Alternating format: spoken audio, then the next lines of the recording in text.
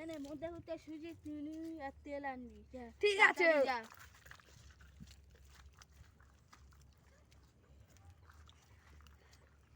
তোমার সব নিয়েছি না ধরো। বস বাবা অনেক কষ্ট করে হয়েছি। কি কষ্ট।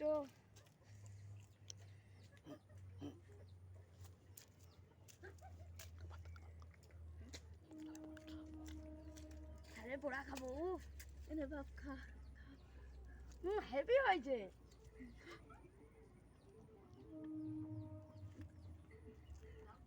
খা বাপ খা অনেক কষ্ট করিস খা। তাহলে বড়া খাবো। তারপরে খাবো তারপরে